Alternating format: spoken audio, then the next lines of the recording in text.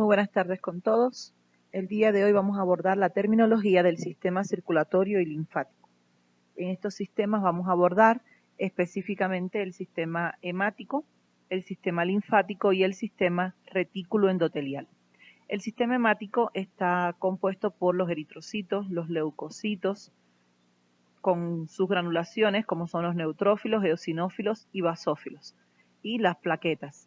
Los sitios del cuerpo donde se producen estos elementos circulantes es la médula ósea hematopoyética. En cuanto al sistema linfático, está compuesto por los linfocitos, son sus elementos circulantes, y el sitio de producción es el vaso, los ganglios linfáticos, las acumulaciones linfáticas a lo largo de diversos órganos o regiones.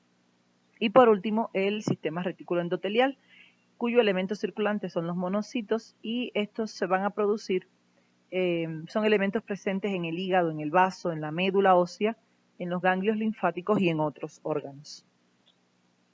Comenzamos con el ácido fólico o vitamina B9. Forma parte del complejo vitamínico B y junto con la vitamina B12 va a facilitar la síntesis de proteínas y ácidos nucleicos. Cuando los valores del ácido fólico en nuestro cuerpo se encuentran disminuidos, se produce una enfermedad conocida como anemia megaloblástica. Esta anemia va a estar producida por déficit de ácido fólico y o de vitamina B12. Entre las fuentes vegetales de ácido fólico, aquí les he traído una imagen en la cual podemos consultar algunas de las fuentes vegetales de ácido fólico, como es el pan, el arroz integral y el blanco, las habas, los tomates, la papaya, la harina de trigo, naranja, fresas, calabaza, las lentejas, la zanahoria, el aguacate, el brócoli, la selga, el kiwi, los garbanzos. Entonces, como ven, son diversas las fuentes naturales de ácido fólico. Fundamental el consumo de ácido fólico en el caso de mujeres embarazadas o mujeres que estén planificando un embarazo, ya que el ácido fólico previene las malformaciones del cierre del tubo neural. Ácidos nucleicos son macromoléculas que están formadas por la repetición de nucleótidos. Los ácidos nucleicos pueden ser ADN o ARN. En este caso aquí tenemos DNA, RNA porque son las siglas de sus nombres en inglés. Se van a encontrar en el nucleolo y en las mitocondrias y ambos van a estar presentes en el crecimiento y la multiplicación de las células. Tenemos el término adenitis, que se refiere a la inflamación de un ganglio linfático. Aquí vemos en la imagen cómo se visualiza la inflamación de un ganglio linfático. Puede ser a cualquier nivel, pero son bastante frecuentes en la zona de la región cervical. Las adenitis tienen diferentes características según el origen que las cause, ¿verdad? Si son de origen inflamatorio, pues vamos a ver el aumento de volumen, vamos a ver los signos de inflamación, dolor, enrojecimiento de la zona, puede haber aumento de la temperatura. No así si la adenopatía o la adenitis se ha producido por un proceso maligno. Vamos a ver algunas características diferenciales cuando una adenopatía es de origen benigno y cuando es de origen maligno. Si es de origen benigno va a ser suave, móvil, dolorosa la palpación. Cuando la tratemos de movilizar vamos a ver que no está adherida a un plano profundo y lo más característico de ella va a ser la presencia de dolor. Y su elasticidad. En el caso de una adenitis producida en el transcurso de una enfermedad maligna, pues vamos a ver que este aumento de volumen va a ser poco doloroso o indoloro por completo, va a ser duro de consistencia pétrea, como piedra, y cuando tratemos de moverla va a estar adherido a un plano profundo. Estos signos clínicos nos avisan o nos ponen en alerta sobre una enfermedad de origen maligno. Tenemos la agranulocitosis, que es el término para referirnos cuando hay una disminución brusca y importante de los leucocitos neutrófilos. Recordemos que los leucocitos es la serie defensiva de nuestro cuerpo. La granulocitosis se puede producir por sustancias tóxicas, pero también por algunos medicamentos. La amniocentesis es un examen que se realiza del líquido amniótico. Una mujer en estado de gestación se realiza con la ayuda de un ultrasonido para visualizar las estructuras del bebé. Se realiza una punción atravesando todas las membranas hasta poder obtener una muestra de líquido amniótico. Sirve para detectar algunos problemas genéticos y también para evaluar la gravedad de la enfermedad hemolítica del recién nacido, de la que hablaremos más adelante. Tenemos el término anemia, que es un síndrome que es causado por la disminución de la concentración de hemoglobina. Los principales tipos de anemia, porque hay algunas, la más frecuente es la hipocrómica o la anemia ferropénica, que se produce por deficiencia de hierro, la megaloblástica, de la que habíamos hablado al inicio, que es por deficiencia de ácido fólico y o de vitamina B12.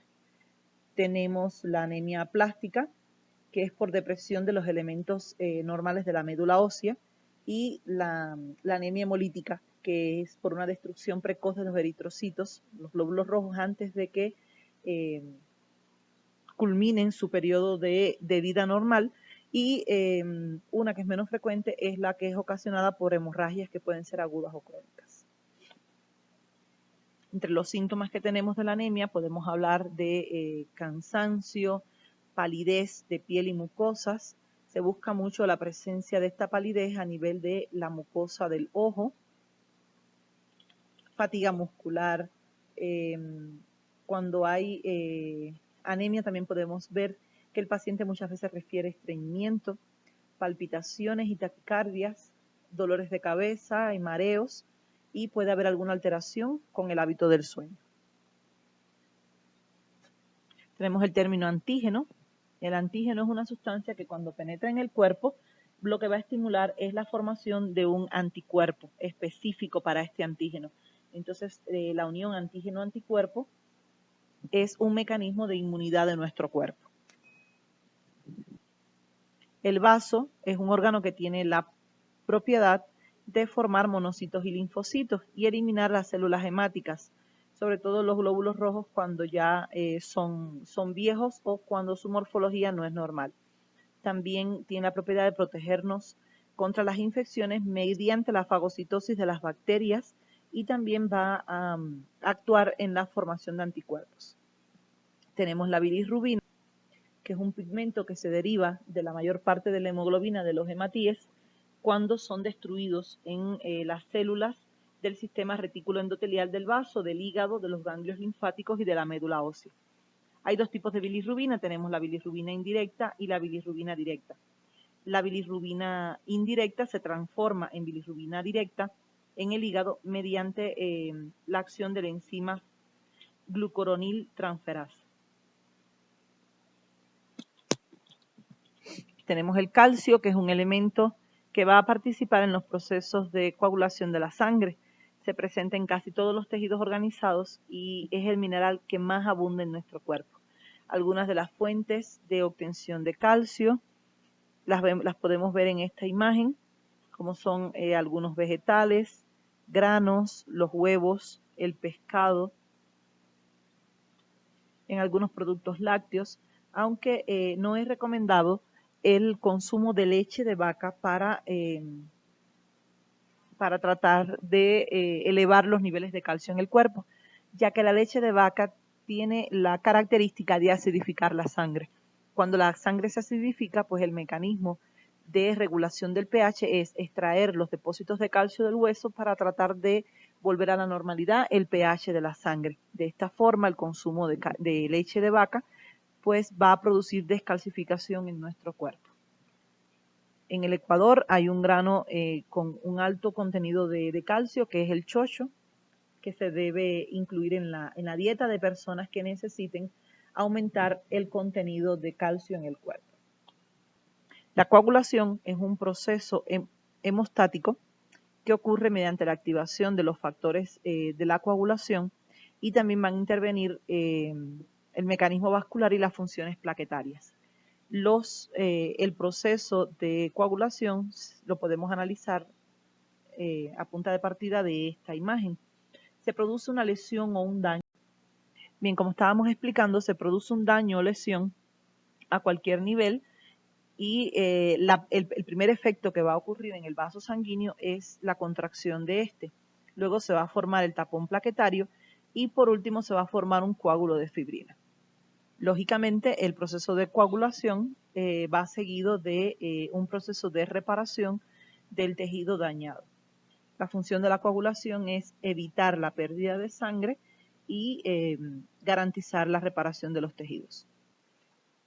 La eosinofilia es el aumento de los eosinófilos en sangre. Tenemos la eritrobastosis fetal, que es la enfermedad hemolítica del recién nacido, la cual se va a producir cuando una madre RH negativo tiene como producto un bebé RH positivo. Quiere decir que todas las madres RH negativos cuyas parejas, o sea, el padre del producto de la concepción, sea RH positivo, deben hacerse estudios para determinar si existe sensibilidad de la madre sobre las células sanguíneas del feto, ya que si el feto tiene el factor RH positivo, el cuerpo materno reconoce el factor RH como un agente agresor. Entonces, como habíamos visto en la unión antígeno-anticuerpo, el cuerpo va a fabricar anticuerpos contra el RH, reconociéndolo como un antígeno. Entonces, de esta forma, este anticuerpo que produce la madre va a tener como función destruir las células sanguíneas del bebé. Y de esta forma se produce la enfermedad hemolítica del recién nacido.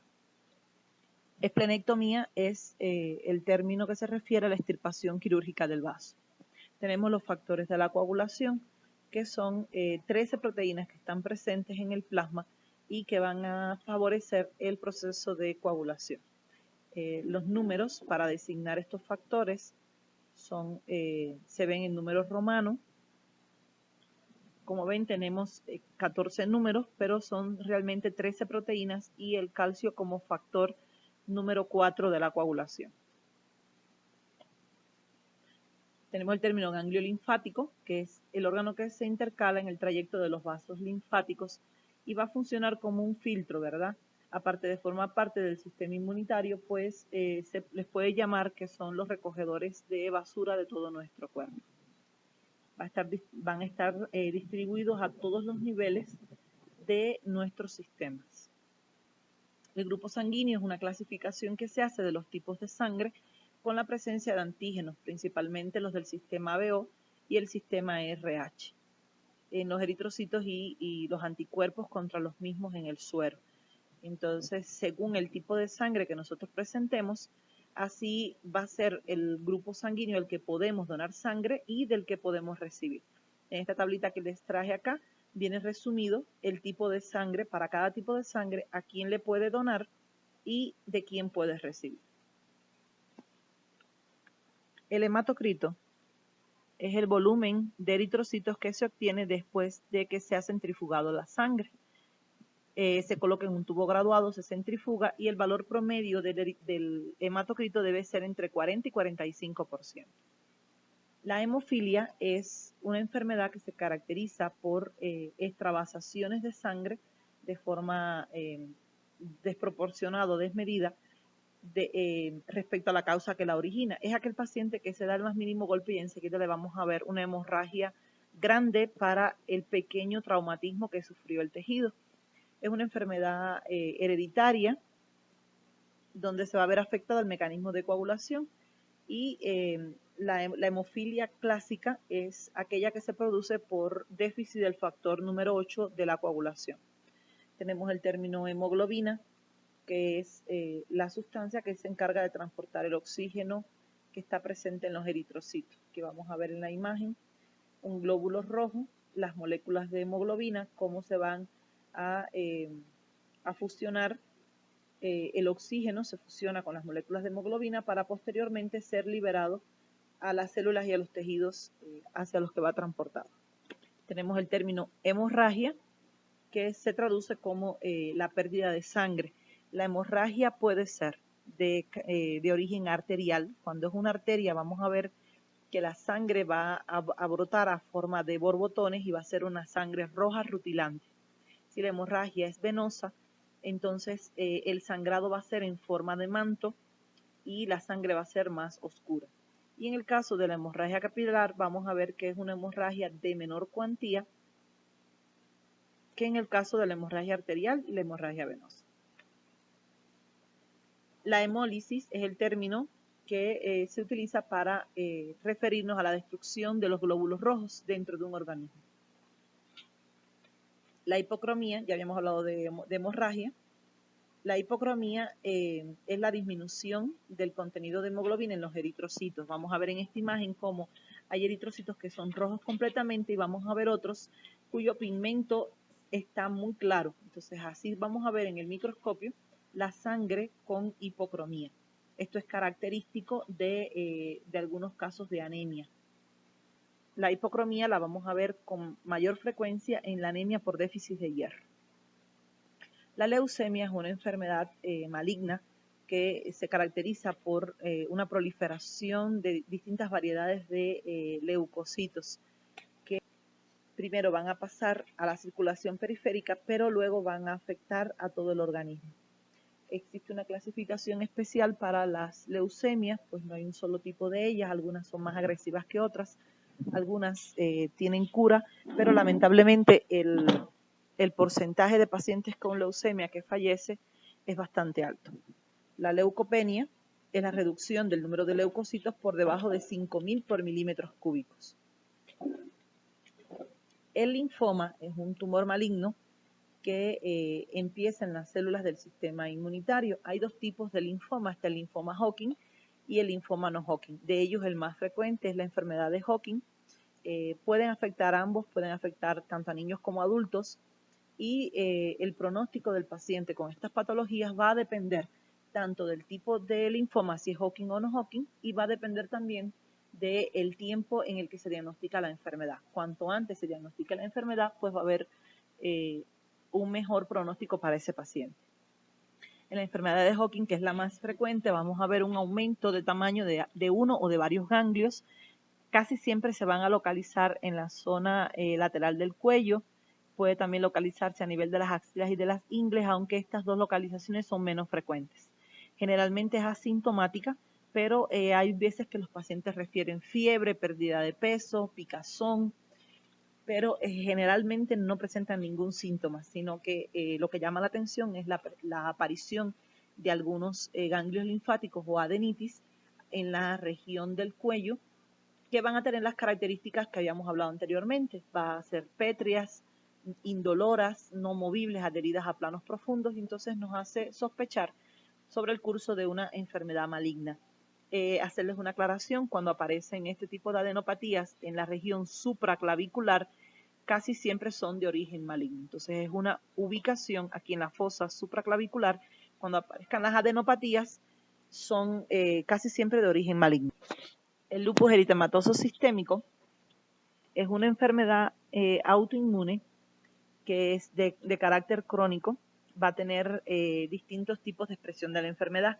Algunos pacientes expresan más lesiones a nivel cutáneo, como es resequez de la piel.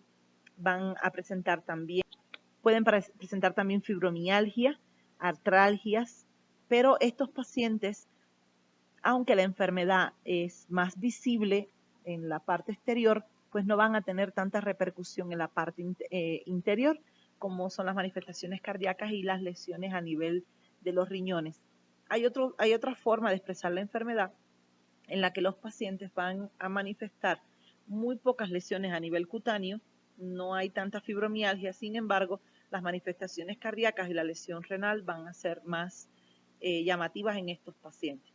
Por supuesto, tiene peor pronóstico el paciente que ya presenta manifestaciones cardíacas y alguna lesión renal. La mononucleosis infecciosa es una enfermedad viral causada por el virus de Epstein-Barr. Se caracteriza por adenopatía, hepatoesplenomegalia, o sea, crecimiento del vaso y del hígado. Puede tener algunas lesiones cutáneas, pero no son frecuentes. Va a haber una leucocitosis y linfocitos atípicos. La forma de confirmar la enfermedad es con la prueba de Paul Burnett. En muchos casos, la triada que se va a presentar es presencia de fiebre, linfadenopatías a nivel del cuello y la presencia de faringitis. Muchas veces el paciente acude a consulta presentando una faringitis. Al hacer la exploración vamos a constatar la presencia de linfadenopatías y fiebre en el paciente, y cuando hacemos la palpación del abdomen podemos encontrar hepatosplenomegalia, lo cual nos va a orientar acerca de una posible presencia de la mononucleosis infecciosa. Al ser una patología viral, pues no requiere ningún tratamiento específico, se va a hacer tratamiento solamente sintomatológico para el paciente y tomar todas las medidas que podamos para elevar su sistema inmunológico. De igual manera, el paciente debe guardar reposo hasta la remisión total de los síntomas. Esta enfermedad se contagia por contacto con la saliva del paciente que la padece. Por eso en muchas literaturas la pueden encontrar como la enfermedad del beso. La petequia es una hemorragia pequeña, se describe como del tamaño de la cabeza de un alfiler, y aquí lo que va a haber es presencia de decremento de plaquetas, o también puede ser producida por alteraciones vasculares. Como tal, no es signo de una patología en específico, sino que las petequias pueden aparecer en el transcurso de diversas patologías. La policitemia son un grupo de padecimientos en los que vamos a ver un valor anormal de eritrocitos en sangre, y hay una policitemia que es la esencial o policitemia vera, de la que ya habíamos hablado en clases anteriores, que es secundaria a algunos tumores, puede también obedecer a patología del sistema endocrino y puede producirse también como reacción compensadora de algunos otros trastornos fisiológicos del cuerpo. La prueba de Kuhn es la prueba que se realiza a la madre embarazada para poder detectar la presencia de anticuerpos no aglutinantes y de esta forma poder diagnosticar de forma precoz el riesgo de una anemia hemolítica o eritrostosis fetal en el recién nacido. La prueba de Kuhn se realiza en distintos periodos del embarazo para poder confirmar que todavía el cuerpo de la madre no está produciendo anticuerpos contra la sangre del bebé, y de esta forma poder trabajar mejor a la hora de tomar decisiones sobre la gestación de esta paciente. Esta prueba se debe realizar de forma obligatoria siempre que la madre sea RH negativo y el padre del bebé sea RH positivo. Si ambos padres son RH negativos, no pasa nada. Y si la madre es RH positivo y el padre es el que es RH negativo, pues tampoco es necesario realizar la prueba de Kuhn. Solo se realiza, repito, en el caso en que la madre sea RH negativo y el padre sea RH positivo. Aquí vemos cómo se realiza esta prueba. Si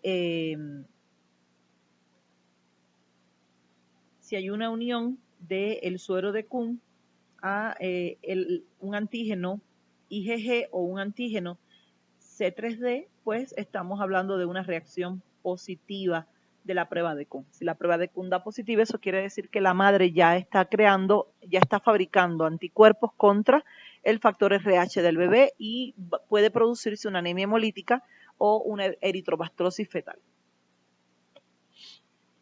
La púrpura trombocitopénica es un proceso que está caracterizado por hemorragias que pueden ir desde petequias, que son hemorragias pequeñitas, como las vimos en la imagen anterior, puede ir hasta equimosis, que las vemos aquí. Puede ocurrir también epístasis o sangrado nasal y sangramiento o hemorragias a nivel de las encías. La púrpura trombocitopénica idiopática es de causa autoinmune, y la que es trombótica es un padecimiento que realmente es muy raro. La sedimentación globular se refiere al depósito de los eritrocitos, los glóbulos rojos, en una columna de sangre citratada. Es variable en distintos procesos patológicos, pero cuando aparece una eritrosedimentación acelerada, quiere decir que esta columna va a estar muy abajo de forma rápida, entonces podemos hablar acerca de procesos infecciosos o procesos malignos que probablemente estén ocurriendo en el cuerpo del paciente. Entonces es un medidor también para poder diagnosticar de mejor manera diversos procesos patológicos que se puedan dar en el cuerpo. La talasemia o anemia del Mediterráneo es un padecimiento hemolítico, es heredada y se debe a una anomalía en la cadena A o B de la hemoglobina, de forma tal que se va a producir una eritropoyesis defectuosa y visualmente en el microscopio vamos a ver malformaciones en los glóbulos rojos. Al haber esta malformación de los glóbulos rojos, pues la transportación de oxígeno en el cuerpo se va a ver afectada. Como vemos, ha sido una clase bastante cortita, pero muy bonita, con términos que probablemente van ustedes a encontrar en el estudio de la asignatura de fisiopatología, donde las enfermedades del sistema circulatorio y linfático serán abordadas con mayor profundidad. Espero que les haya gustado y nos vemos el día de mañana. Muchas gracias.